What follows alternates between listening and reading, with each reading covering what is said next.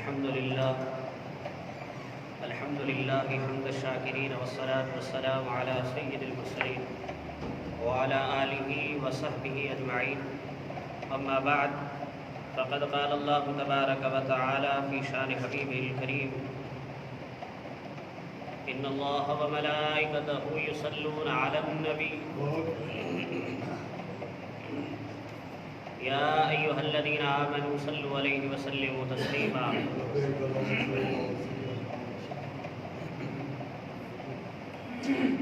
अल्लाहुम्मा सल्लि अला सय्यिदिना व मौलाना मुहम्मदिन साहिबित ताज वल मिअराज वल बुराक़ वल अलम दाफ़िल बलाइ वल वबाइ वल क़हति वल मरद वल अलम इस्मुहु मक्तूबुम मरफ़ूउम मशफ़ूउम मनक़ूशुन फ़िल लौहि वल क़लम सय्यिदिल अरब वल अजम जिस्मुहु मुक़द्दसुम मुअत्तरुम मुतहहरुम मुनव्वरुन फ़िल बैत वल हरम शम्सिद दुहा बदरिद दुजा सदरिल उला नूरिल हुदा कहफिल वरा मिस्बाहिद दुलम जमीलिश शियम शफ़ीइल उमम साहिबिल जूद वल करम वल्लाहु आसिमुहु व जिब्रील खादिमुहु वल बुराक़ मरकबुहु वल मिअराज सफ़रुहु व सिदरतुल मुंतहा मक़ामुहु व क़ाब क़ौसैन मतलूबुहु वल मतलूब मक़सूदुहु वल मक़सूद मौजूदुहु सय्यिदुल मुरसलीन ख़ातमुन नबिय्यीन शफ़ीइल मुज़निबीन अनीसिल ग़रीबीन रहमतिल लिल आलमीन राहतिल आशिक़ीन मुरादिल मुश्ताक़ीन शम्सिल आरिफ़ीन सिराजिस सालिकीन मिस्बाहिल मुक़र्रबीन मुहिब्बिल फ़ुक़राइ वल ग़ुरबाइ वल मसाकीन सय्यिदिस सक़लैन नबिय्यिल हरमैन इमामिल क़िबलतैन वसीलतिना फ़िद दारैन साहिब क़ाब क़ौसैन महबूब रब्बिल मशरिक़ैन व रब्बिल मग़रिबैन जद्दिल हसन वल हुसैन मौलाना व मौला सक़लैन अबिल क़ासिम मुहम्मद बिन अब्दिल्लाह नूरिम मिन नूरिल्लाह या अय्युहल मुश्ताक़ून बिनूरि जमालिही सल्लु अलैहि व आलिहि व सल्लिमू तस्लीमा। निहायत वाजिबुल एहतराम मुअज़्ज़ज़ सामीन हज़रात, जुमातुल मुबारक में जो ही हज जो महीनो आ उन खां जुमातुल मुबारक जेके गुज़री विया उन में महज़ हिकु जुमातुल मुबारक में बैतुल्ला यानी मक्कतुल मुकर्रमा जी फ़ज़ीलत बयान थी ऐं ॿिए जुमातुल मुबारक में अल्लाह जूं जेकी निशानियूं मक्कतुल मुकर्रमा में आहिनि उन्हनि जी फ़ज़ीलत जे हवाले सां ज़िक्र ख़ैर थियो ऐं अल्हम्दुलिल्लाह जुमातुल मुबारक में जे मौज़ू जो इंतिख़ाब कयो वो इमाम अम्बिया सल्लल्लाहु तआला अलैहि वसल्लम जन जो हज मुबारक आहे। आका अलैहिस्सलातु वस्सलाम जन जो छा तरीक़ो हुयो ऐं आका अलैहिस्सलातु वस्सलाम जन कहिड़े तरीक़े सां हज फरमाईंदा हुआ ऐं कहिड़े तरह सां तरबियत भी फरमाईंदा हुआ। गोया हिन जे अंदरि हिकु त आका अलैहिस्सलातु वस्सलाम जन जे हज जो ज़िक्र भी थी वेंदो ऐं उन सां गॾोगॾु जेके शरई मसाइल हज जे दौरान पेश थींदा आहिनि उहे भी इंशाअल्लाह बयान थी वेंदा। अगर उहे बयान न करे सघियासीं महज़ आका अलैहिस्सलातु वस्सलाम जन जे हज जो तरीक़ो ऐं उन खां बाद में जेको अॻियूं जुमियूं अल्लाह ताला असांखे नसीब फरमाए इंशाअल्लाह रब्बुल आलमीन त उन में हज जा कहिड़ा वाजिबात आहिनि फ़राइज़ कहिड़ा आहिनि हज जो तरीक़ो कहिड़ो हूंदो आहे। अॼु महज़ आका अलैहिस्सलातु वस्सलाम जन जे आका अलैहिस्सलातु वस्सलाम जन केतिरा हज कया, इमाम अम्बिया सल्लल्लाहु अलैहि वसल्लम जन केतिरा उमरा कया, इन में मुख़्तलिफ़ अक़वाल आहिनि, मुख़्तलिफ़ रिवायतूं तारीख़ जे अंदरि मौजूदु आहिनि। हिकु त आका अलैहिस्सलातु वस्सलाम जन बिल इत्तिफ़ाक़ हिजरत जे जेको 10 हिजरी आहे यानी कि बाद में 10 हिजरी हिकु आका अलैहिस्सलातु वस्सलाम जन हज फरमायो 10 हिजरी में, जंहिंखे हिज्जतुल वदा जे नाले सां बि पुकारियो वेंदो आहे। ऐं हिजरत खां पहिरीं इन जे अंदरि इख़्तिलाफ़ आहे। हिजरत खां बाद में आका अलैहिस्सलातु वस्सलाम जन जेको हज फरमायो उन में इख़्तिलाफ़ न आहे, पर हिजरत खां पहिरीं उन जे अंदरि उलमाए किराम जो मुख़्तलिफ़ अक़वाल मौजूदु आहिनि। किन रिवायतुनि जे अंदरि इहे अचे थो त हुज़ूर सरवर दो जहां सल्लल्लाहु तआला अलैहि वसल्लम जन 2 या 3 या मुतअद्दिद हज फरमाया। हिकु रिवायत में इहे बि अचे थो त आका अलैहिस्सलातु वस्सलाम जन हिजरत खां पहिरीं आका अलैहिस्सलातु वस्सलाम जन हर साल हज फरमाईंदा हुआ। इन जे हवाले सां अल्लामा इब्न हजर अस्क़लानी रहमतुल्लाहि तआला अलैहि बेहतरीन दलील क़ाइम फरमाई आहे। पाण फरमायूं ॾिसो ज़माने जाहिलियत जे अंदरि जेके कुरैश या जेके भी माण्हू हुआ दौरे जाहिलियत में हर साल हज फरमाईंदा हुआ, कॾहिं भी उन्हनि हज तर्क न कयो। दौरे जाहिलियत में अगर माण्हू हज तरक करण खे नापसंद फरमाईंदा हा त तव्हां ॿुधायो जेको इमाम अंबिया सल्लल्लाहु ताला अलैहि वसल्लम जन आहिनि त पोइ उहे कहिड़े तरह सां हज खे तरक करणु पसंदि फरमाईंदा। अल्लामा इब्न हजर अस्कलानी इहा दलील पकड़ी आहे ऐं इहा रिवायत नक़ल कंदे पोइ पाण इहा हेठां दलील पेश कई आहे। अहिड़ी तरह तिरमिज़ी शरीफ़ जी हदीस पाक हज़रत जाबिर रज़ी अल्लाह ताला अन्हु जन खां बि रिवायत आहे त उन जे अंदरि आका अलैहिस्सलातु वस्सलाम जन ॿ हज हिजरत खां पहिरीं ॿ हज फरमाया ऐं हज़रत इब्न अब्बास रज़ी अल्लाह ताला अन्हु जन खां मरवी आहे त हुज़ूर जन 3 हज फरमाया। इन खां अलावा इमाम हाकिम अल मुस्तदरक जे अंदरि बि मुख़्तलिफ़ अक़वाल नक़ल कया आहिनि। इन जो मतिलबु इहो न आहे त इहा ॻाल्हि ग़लति आहे दुरुस्त न आहे, न बल्कि कंहिं सहाबी वटि 2 हजनि जी ॻाल्हि पहुती, कंहिं सहाबी वटि 3 हजनि जी ॻाल्हि पहुती, इन जे करे उन्हनि उहा हदीस रिवायत कई आहे। ईअं बि थींदो आहे को सहाबी कंहिंसां मुलाक़ात थी उहा रिवायत उन ताईं न पहुती आहे, मुख़्तलिफ़ तुरुक़ सां या मुख़्तलिफ़ अल्फाज़नि सां उहा ॿी रिवायत ॿिए वटि पहुती आहे त उहो मुहद्दिसीन अक्सर तमामु उहे हदीसूं जमा कंदा आहिनि, गॾु कंदा आहिनि जंहिंखां मिली जंहिं सहाबीअ खां मिली, त इन मां इहो साबित नथो थिए त हीअ ॻाल्हि ग़लति आहे, आका अलैहिस्सलातु वस्सलाम जी तरफ़ कूड़ मंसूब कयो पियो वञे, न बल्कि जंहिं सहाबीअ खे जेका ॻाल्हि पहुती उहो उन तरह सां रिवायत कंदा रहिया। त हाणे आख़िरी जेको आका अलैहिस्सलातु वस्सलाम जन हज फरमायो जंहिंखे हिज्जतुल वदा जे नाले सां पुकारियो वेंदो आहे, यानी कि रुख़सत वारो हज, छो जो आका अलैहिस्सलातु वस्सलाम जन इन ई एतिरा वाक़ियात ज़ूर थिया जो इशारतनि ऐं किनायतनि आका अलैहिस्सलातु वस्सलाम जन इहो बि फरमायो औ कमा क़ाल नबी सल्लल्लाहु ताला अलैहि वसल्लम त हीउ असांजो आख़िरी हज आहे, हिन हज खां बाद में या हिन मक़ामनि खां ते ॿीहर असांजी मुलाक़ात न थी सघंदी, त इहो तव्हां हज जा अरकान, हज जा मुआमिलात, दीन इस्लाम शरीयत जूं ॻाल्हियूं आका जन फरमायो मूंखां सिखी वठो। त इन तरफ़ हुज़ूर जन इशारो फरमायो त आका अलैहिस्सलातु वस्सलाम जन जी ज़िंदगीअ जो इहो आख़िरी हज हो जंहिंखे हिज्जतुल वदा चयो वेंदो आहे। आका अलैहिस्सलातु वस्सलाम जन जंहिं वक़्तु इहो ऐलान फरमायो हज, माण्हुनि खे ख़बर पई, केतिरा ई माण्हू सभिनी कोशिशि कई त असां आका अलैहिस्सलातु वस्सलाम सां गॾु हज कयूं, के सवारी जी हालत में, के पंध जी हालत में, जंहिंखे जहिड़ी तरह सहूलियत मिली उन्हनि कोशिशि कई त असां इमाम अंबिया सल्लल्लाहु ताला अलैहि वसल्लम सां गॾु हज कयूं। जंहिं वक़्तु आका अलैहिस्सलातु वस्सलाम जन 10 हिजरी ज़ीक़ाद जे महीने में, ज़ुल्क़ाद जे महीने में इमाम अंबिया ऐलान फरमायो त मां हज जे लाइ रवाना थियो आहे। अद्दिन फिन्नास अन्नहु सल्लल्लाहु अलैहि वसल्लम हाज फी हादिहि सना, आका अलैहिस्सलातु वस्सलाम ने फरमायो हिन साल असां हज जे लाइ तयारी कई आहे, सो जेको शख़्स हलणु चाहे थो त असां सां गॾिजी हज जे लाइ तयारी करे। अहिड़ी तरह इमाम नसाई, सुनन नसाई जे अंदरि इमाम अहमद बिन हंबल बि रिवायत कयो आहे, केतिरी अहादीस मशहूर मौजूदु आहिनि।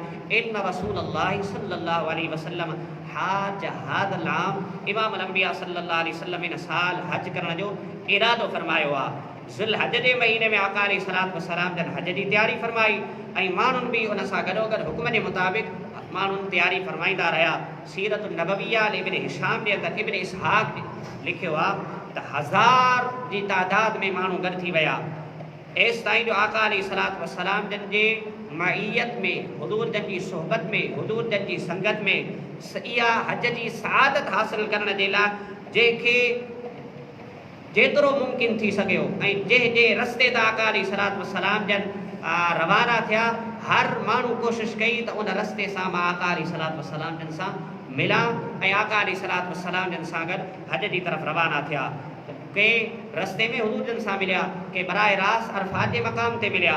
अहिड़ी तरह के मदीने वारनि जो त इहो हाल हुयो, आका जेको सवार जी सहूलियत मौजूदु हुई उहे सवारी ते आया ऐं जेके सवारी जी सहूलियत मौजूदु न हुई उहे पंधु बि आका अलैहिस्सलातु वस्सलाम जन सां के रस्ते में गॾु थिया या मदीना तैयबा में या अरफा जे मैदान में।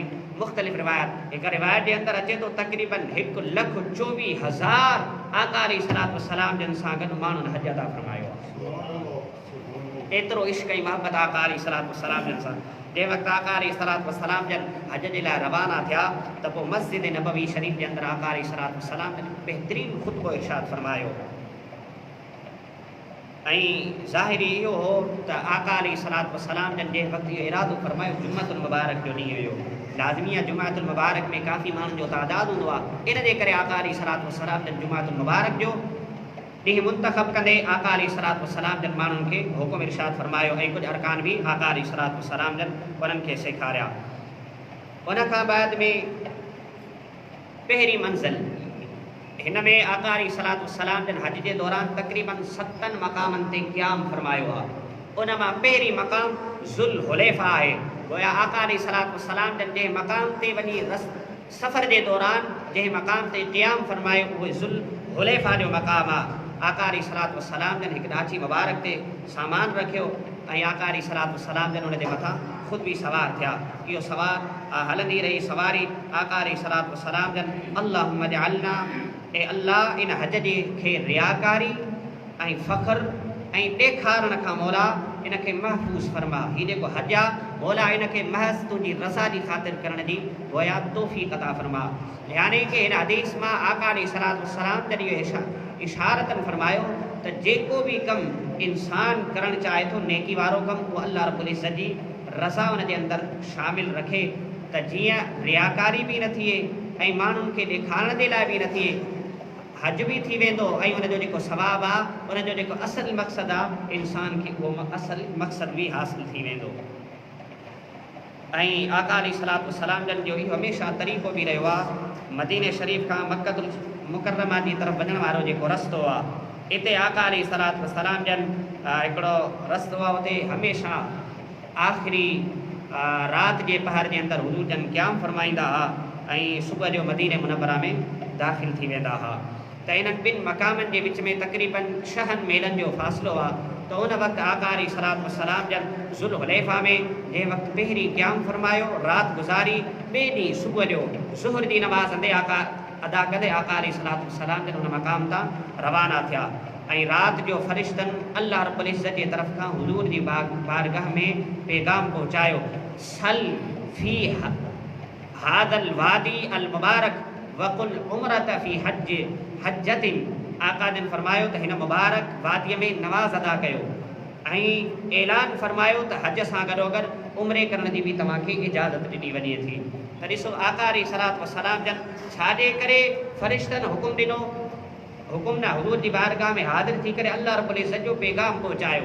इन जे अंदरि वजह कहिड़ी आहे? उलमा इकराम फरमाइनि था हा हुज़ूर अलैहिस्सलातु वस्सलाम जन खे हज सां गॾु उमिरे करण जो हुकुम इन जे करे ॾिनो वियो त जीअं इन खां पहिरीं जेके माण्हू आहे हजनि जे महीने में उमिरे करण खे बुरो मायूब सम्झंदा इन जे करे आका अलैहिस्सलातु वस्सलाम जन ताईं इहो पैगाम पहुचायो वियो ऐं आका अलैहिस्सलातु वस्सलाम जन पाण बि हज सां गॾोगॾु उमिरो बि अदा फरमायो ऐं आका अलैहिस्सलातु वस्सलाम जन सहाबनि खे बि हुकुम फरमायो त तव्हां हज बि कयो ऐं तव्हां उमिरो बि कयो।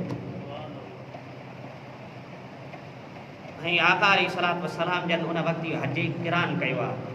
हज क़िरान उनखे चयो वेंदो आहे त जेको हज जे लाइ ऐं उमिरे जे लाइ हिकु ई नियत करे इहराम ॿधो वञे उनखे हज क़िरान चयो वेंदो आहे। त आका अलैहिस्सलातु वस्सलाम जन उन वक़्तु हज क़िरान कयो आहे। हज जूं मुख़्तलिफ़ अक़साम आहिनि त इहो जेको हज आहे जंहिंमें उमिरे ऐं इहराम जो गॾु हज इहराम ॿधो वञे उमिरे ऐं हज जी नियत सां उनखे हज क़िरान चयो वेंदो आहे। त आका अलैहिस्सलातु वस्सलाम जन इहो सफ़र तय रहियो सफ़र जारी रहियो। तो 26 ज़िलक़ाद जे मक़ामे ज़ुल हुलैफ़ा में आका जन नमाज़ ज़ोहर अदा फरमाइण खां बाद में इहराम जे लाइ आका अलैहिस्सलातु वस्सलाम जन गुस्ल फरमायो। इहराम ॿधी करे इमाम अल-अंबिया सल्लल्लाहु अलैहि वसल्लम जन इहराम खां पहिरीं हुज़ूर जन ख़ुशबू लॻाई। शरई मसइलो इहो आहे त इंसान इहराम जो जेको कपिड़ो आहे उनखे ख़ुशबू न लॻाए या गुस्ल करे इहराम खां बाद में बि इंसान ख़ुशबू नथो लॻाए सघे मना कयो वियो आहे। हा इहराम ॿधण खां पहिरीं गुस्ल खां बाद में अगरि केरु ख़ुशबू लॻाए त उहो ख़ुशबू लॻाए सघे थो। आका अलैहिस्सलातु वस्सलाम जन जो इहो तरीक़ो रहियो आहे। उन खां बाद में आका अलैहिस्सलातु वस्सलाम जन जो सफ़र जारी रहियो। हुज़ूर अलैहिस्सलातु वस्सलाम जन आवाज़ बुलंद आवाज़ सां तलबी जा अल्फाज़ पढ़ंदा रहिया। अमरनी हुज़ूर जन फरमाए अमरनी जिब्रील बिरफ़इ सौत फ़िल अहलाल फ़इन्नहु मिन शआइरिल हज। आका अलैहिस्सलातु वस्सलाम जन फरमाए मूंखे जिब्रील अमीन ॿुधायो आहे त तव्हां तलबिया खे आवाज़ सां पढ़ंदा रहो। छो इन जे करे हुज़ूर जन अलैहिस्सलातु वस्सलाम जन फरमाया त इहो भी ये हज जी निशान मां हिक निशानी आ। त सहाबा भी गॾु आका अलैहिस्सलातु वस्सलाम सां तलबी पढ़ंदा रहिया। मुख़्तलिफ़ अल्फाज़ आहिनि तलबिया जा। किथे हुज़ूर जन फरमाया लब्बैक अल्लाहुम्मा लब्बैक ला शरीक लक लब्बैक इन्नल हम्द वन निअमत लक वल मुल्क ला शरीक लक। ऐं कुझु माण्हुनि उन तलबिया जे अंदरि इज़ाफ़ो कयो, उन्हनि चयो फलम यकुल लहुम शैयन। जंहिं वक़्तु इहो अल्फाज़ इस्तेमालु कया इन तलबिया सां गॾोगॾु त आका अलैहिस्सलातु वस्सलाम जन उन्हनि खे मना न फरमायो, बल्कि आका अलैहिस्सलातु वस्सलाम जन कुझु बि न फरमायो। पोइ उन खां बाद में नवाफ़िल अदा करे आका अलैहिस्सलातु वस्सलाम जन क़िबले जी तरफ़ मुंहुं करे तलबिया पढ़णु ऐं अॻिते आका अलैहिस्सलातु वस्सलाम जन सिर्फ़ु हज जो इहराम ॿधो ऐं इन तरह हुज़ूर अलैहिस्सलातु वस्सलाम जन हज जी नियत बि अदा फरमाई। उन खां बाद में हिकु ॿिए मक़ाम ते आका अलैहिस्सलातु वस्सलाम जन पहुता, उन जी तरफ़ वञण जी ज़रूरत न आहे। अहिड़ी तरह टे मक़ाम ते बि आका अलैहिस्सलातु वस्सलाम जन पहुता। बिलाख़िर चौथे मक़ाम, पंजे, छहें, सतें मक़ाम ते आका अलैहिस्सलातु वस्सलाम जन वञी उन मक़ाम ते पहुता। अॻिते आका अलैहिस्सलातु वस्सलाम जन जे हवाले सां इहो जंहिं वक़्तु हुज़ूर जन दाख़िल थिया मक्कतुल मुकर्रमा में ऐं आका अलैहिस्सलातु वस्सलाम जन पोइ रुकने यमानी ऐं मीज़ाब रहमत जी आका अलैहिस्सलातु वस्सलाम जन उते पहुची करे दुआऊं बि घुरियूं ऐं आका अलैहिस्सलातु वस्सलाम जन तरीक़ो बि सेखारियो आहे। हिकु रिवायत में ईअं अचे थो आका अलैहिस्सलातु वस्सलाम जन इन्हनि मक़ामनि ते रब्बना आतिना फिद दुनिया हसनतम व फिल आखिरति हसनतम व क़िना अज़ाबन नार जी दुआ घुरी आहे। ऐं ॿी रिवायत में मुख़्तलिफ़ अल्फाज़ अचनि था। ऐं मीज़ाब रहमत जे हवाले सां आका अलैहिस्सलातु वस्सलाम जन अल्लाहुम्मा इन्नी असअलुका राइहता इंदल मौत वल अफ़्व इंदल हिसाब। आका अलैहिस्सलातु वस्सलाम जन मुख़्तलिफ़ दुआऊं घुरियूं ऐं मुख़्तलिफ़ दुआउनि जो तरीक़ो सेखारियो आहे। उन खां बाद में आका अलैहिस्सलातु जंहिं वक़्तु हुज़ूर जन तवाफ़ कयो, तवाफ़ खां बाद में हजरे अस्वद जो आका अलैहिस्सलातु वस्सलाम जन बोसो मुबारक वरितो आहे ऐं उहो सहाबा जो बि तरीक़ो रहियो आहे। सहाबा बि हजरे अस्वद जो बोसो वठंदा हुआ। उन खां बाद में आका अलैहिस्सलातु वस्सलाम जन मक़ाम इब्राहिम जी तरफ़ आवाज़ बुलंद इहा आयत करीमा हुज़ूर जन तिलावत फरमाई वत्तखिज़ू मिन मक़ाम इब्राहिम मुसल्ला वत्तखिज़ू मिन मक़ाम इब्राहिम मुसल्ला। हुज़ूर जन ख़ुद भी उन मक़ाम ते नवाफ़िल अदा फरमाया ऐं सहाबा बल्कि जेके बि आहे। ऐं यादि रखो आका अलैहिस्सलातु वस्सलाम जन जंहिं वक़्तु हज फरमायो, आका अलैहिस्सलातु वस्सलाम जन पंहिंजी ॾाची मुबारक ते वेही करे हज फरमायो आहे, तवाफ़ कयो आहे। छाजे करे?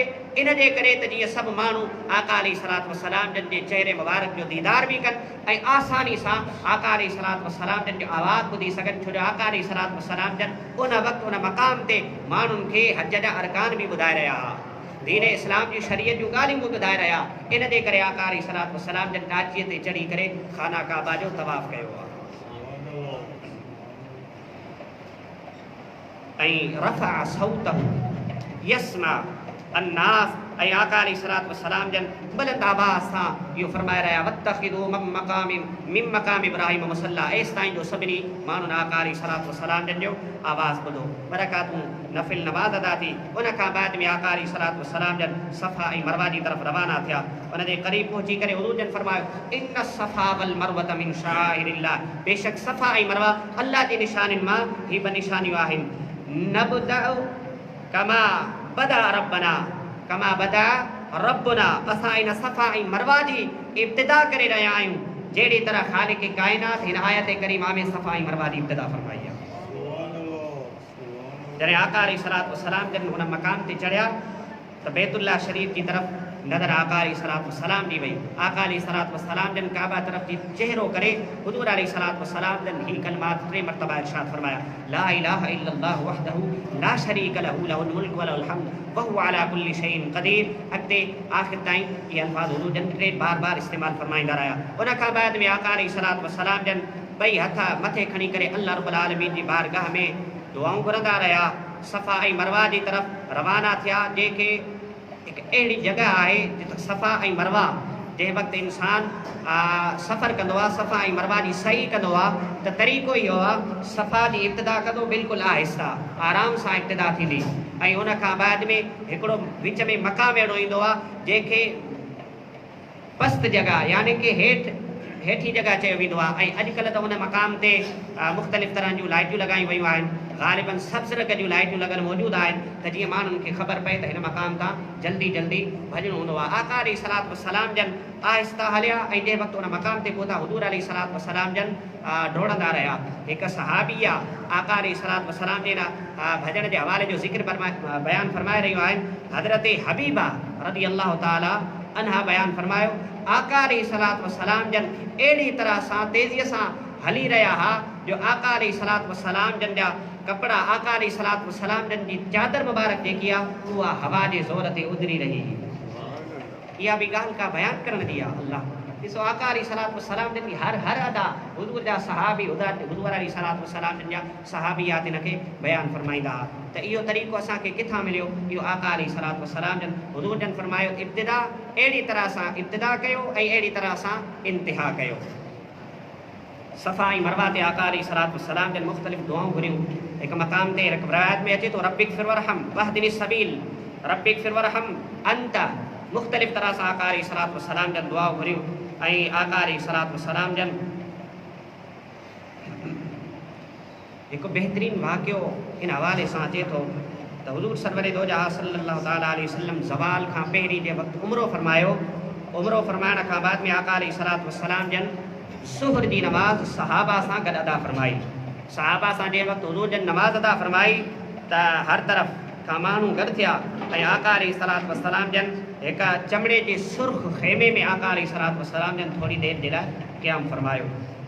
आका अलैहिस्सलातु वस्सलाम जन जंहिं वुज़ू पाणी सां वुज़ू फरमायो त उहो पाणी हज़रत बिलाल हबशी रज़ियल्लाहु ताला अन्हु जन जे हथ में अची वियो। हर सहाबी हज़रत बिलाल हबशी रज़ियल्लाहु ताला अन्हु जन जी तरफ़ दौड़न लॻो ऐं आका अलैहिस्सलातु वस्सलाम जन जो उहो इस्तेमालु शुदा पाणी पंहिंजे हथनि ते खणी करे कंहिं महिल पंहिंजे चहिरे ते मले रहिया हुआ, कहिड़े टाइम पंहिंजे जिस्म ते मले रहिया हुआ। सभु माण्हू पाणी अहिड़ी तरह सां ऐं हिकु ॿी रिवायत जे अंदरि ईअं अचे थो जंहिं वक़्तु आका अलैहिस्सलातु वस्सलाम जन ख़ैमे मां ॿाहिरि तशरीफ़ फरमा थिया त अॻिते वधी करे हिकु सहाबी फरमाए रहियो आहे हज़रत अबू जुहैफ़ा रज़ियल्लाहु ताला अन्हु जन बयान फरमायो त आका जन जंहिं वक़्तु ख़ैमे मां ॿाहिरि तशरीफ़ थिया त मां भॼंदे भॼंदे आका अलैहिस्सलातु वस्सलाम जन जे दस्ते मुबारक खे बोसो ॾिनो। आका अलैहिस्सलातु वस्सलाम जन जो हथु मुबारक पकड़े करे मां पंहिंजे चहिरे ते मलण लॻुमि। जंहिं वक़्तु मां पंहिंजे चहिरे ते लॻायो फ़इज़ा हुव अबरदु मिनल थल्ज व अतयब रिहम मिनल मिस्क त आका अलैहिस्सलातु वस्सलाम जन जो हथु मुबारक बर्फ़ खां वधीक थधो ऐं मुश्क जी ख़ुशबूअ खां वधीक ख़ुशबू हुज़ूर जन जे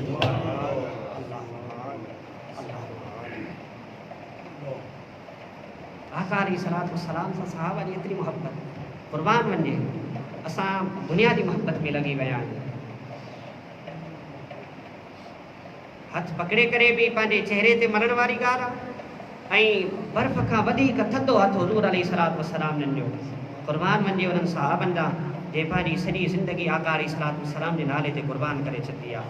ऐं इन ई मक़ाम ते हज़रत सैयदना अली मुर्तज़ा शेर ख़ुदा रज़ियल्लाहु ताला अन्हु जे ऐं उन सां गॾु ॿियो सहाबी जेको यमन जी तरफ़ क़ादी करे मोकिलियो हो। जंहिं वक़्तु वापसि आया आका अलैहिस्सलातु वस्सलाम जन उन्हनि खां पुछा कई। हुज़ूर जन फरमायो तव्हां कहिड़ी तरह सां नियत कई आहे? अल्लाहु अकबर।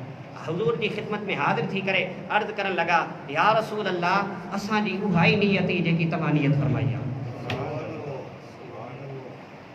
बसि तव्हांजी नियत ई असां इहो इरादो कयो जेकी हुज़ूर जी नियत आहे उहा असांजी नियत आहे। त हिते बि आका अलैहिस्सलातु वस्सलाम जन जुमेरात यानी कि ख़मीस ताईं आका अलैहिस्सलातु वस्सलाम जन सुबुह ताईं क़याम फरमायो। पोइ 7 ज़ुल्हज ते आका अलैहिस्सलातु वस्सलाम जन मस्जिद हराम में माण्हुनि खे ख़ुतबो इरशाद फरमायो, हज जा मनासिक सेखारिया। उन खां बाद में आका अलैहिस्सलातु वस्सलाम जन मीना जी तरफ़ रवाना थिया। उन खां बाद में आका अलैहिस्सलातु वस्सलाम जन जे वक़्तु ख़ुतबो इरशाद फरमायो ऐं 8 ज़ुल्हज ख़मीस जे ॾींहुं चाश्त जे वक़्तु आका अलैहिस्सलातु वस्सलाम जन मक्का खां मीना तशरीफ़ जे वक़्तु फरमा थिया। उन वक़्तु आका अलैहिस्सलातु वस्सलाम जन सवारी ते आया ऐं आका अलैहिस्सलातु वस्सलाम बुलंद आवाज़ सां तलबी बयान फरमाए रहिया। उन वक़्तु आका अलैहिस्सलातु वस्सलाम जन कुल 5 नमाज़ूं अदा फरमायूं यानी कि ज़ुहर भी हुज़ूर अलैहिस्सलातु वस्सलाम जन मिना जे अंदरि नमाज़ अदा फरमाई। आका अलैहिस्सलातु वस्सलाम जन ख़मीस जे ॾींहुं ज़ुहर ऐं जुमे जी फजर ताईं जेके बि नमाज़ यानी कि 2 ॾींहं ताईं। उन खां बाद में 9 ज़ुल्हज ते अरफ़ात जी तरफ़ आका अलैहिस्सलातु वस्सलाम जन रवाना थिया ऐं 9 ज़ुल्हज जी हुज़ूर अलैहिस्सलातु वस्सलाम जन नमाज़ फजर खां बाद में